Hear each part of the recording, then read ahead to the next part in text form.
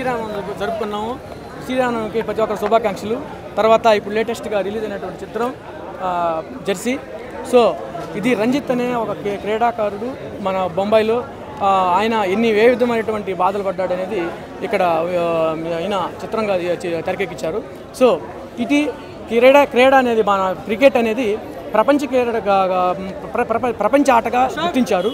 So గతంలో మనము ఆటలు ప్రతి ఒక్క ఏదైతే వాలీబాల్ అయితే బాస్కెట్బాల్ అయితే ప్రతి ఒక్క ఆటలని కూడా మనం వ్యాయామం అంటే ఆరోగ్యం సక్రంగా ఉండడానికి కోసమే ఆటలని మనము ఇదివరకు ఆడేటోళ్ళం.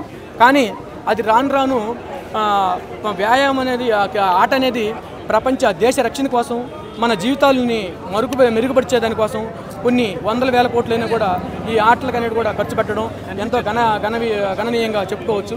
సో క్రికెట్ అనేది ప్రపంచ క్రీడగా గుర్తించారు. తర్వాత మనం ఇప్పుడు లేటెస్ట్గా వచ్చినటువంటి చిత్రాల్లో క్రికెట్ గురించి ఇంత అద్భుతంగా ఇండియాలో ఇంతవరకు మరొక చిత్రం రాలేదు. నాని గారు చాలా ఫెంటాస్టిక్గా చేశారు. Super duper hit cinema.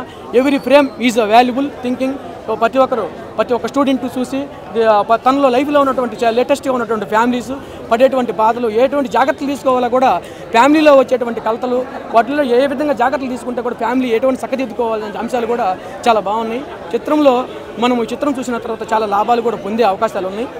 So cricketer ఎప్పుడైనా కూడా తన గ్రౌండ్లోకి వెళ్ళిన తర్వాత నేను 4-6 కొట్టేటప్పుడు చేసే 4-6 కొట్టినప్పుడు ప్రేక్షకులు మాత్రం చాలా ఆనందపడతారు.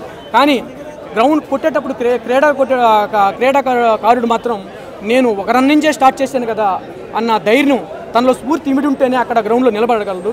తర్వాత తనలో ఉన్నటువంటి ధైర్యాన్ని ఎంతైనా సరే నా జీవితాన్ని నేను కోల్పోయినా కూడా ఈ ఆట మాత్రం నేను ఓడిపోయినా కూడా ఆట మాత్రం ఓడిపోకూడదని ధైర్య స్ఫూర్తులతోనే ఆడితేనే ఆట గెలుస్తుందని ఆనాడు మన కపిల్ దేవ్ గారు ఇండియాకి కప్పు తీసుకొచ్చినప్పుడు కూడా ఇదే సంతోషాన్ని మనం వ్యక్తిత్వం చేశారు. తర్వాత సచిన్ టెండూల్కర్ కూడా ఎంతో ఆనందం చేసి మన భారతదేశానికి తీసుకొచ్చినటువంటి ఘనతను కూడా ఇటువంటి సినిమా చిత్రం చూసినప్పుడు కూడా కొన్ని సన్నివేశాలు సచిన్ టెండూల్కర్ ఆడేటువంటి ఫీలింగ్స్ కూడా తీసుకొచ్చినటువంటి కనిపిస్తాయి. సో టోటల్గా super duper hit cinema, fantastic this film. ప్రతి ఒక్కరు చూసి ఆనందించాల్సిందిగా కోరుకుంటున్నాను. నమస్కారం.